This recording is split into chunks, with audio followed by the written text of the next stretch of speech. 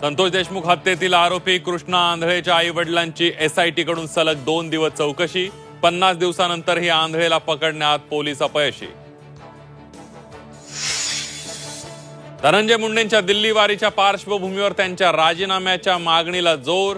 तर अजित पवारांनी आदेश दिल्यास लगेच राजीनामा देऊ, पक्षाच्या बैठकीत धनंजय मुंडेंची भूमिका।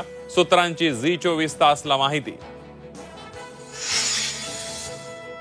पालकमंत्रीपद स्वीकारल्यानंतर अजित पवारांचा उद्या पहिलाच बीड दौरा। अजित पवारांची उद्या DPDC ची बैठक। धनंजय मुंडे ही दिल्लीहून परतून बैठकीला हजेरी लावणार।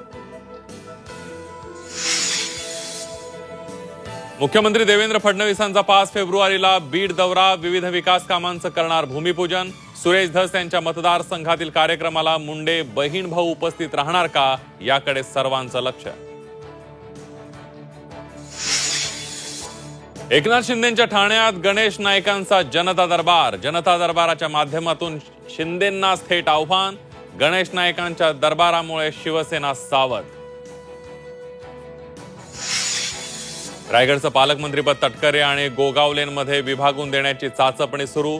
शिवसेना नेत्यांची पालकमंत्रीपदासाठी थेट अजितदादांकडे धाव। तर कोणत्याही परिस्थितीत सहपालकमंत्रीपद स्वीकारणार नाही, शिवसेना आमदार महेंद्र थोरवेंची भूमिका। महाविद्यालयांमध्ये पुन्हा उडणार निवडणुकींचा धुराळा। मुख्यमंत्री देवेंद्र फडणवीसांचे संकेत। 30 वर्षांपासून बंद छात्र संघ निवडणुका पुन्हा सुरू होण्याची चिन्ह। गर्भवती महिलेच्या पोटातल्या बाळाच्या पोटात बाळ। वैद्यकीय क्षेत्रातली अतिदुर्मिळ घटना। गर्भातल्या बाळाच्या पोटातल्या गर्भ अविकसित असल्याची माहिती।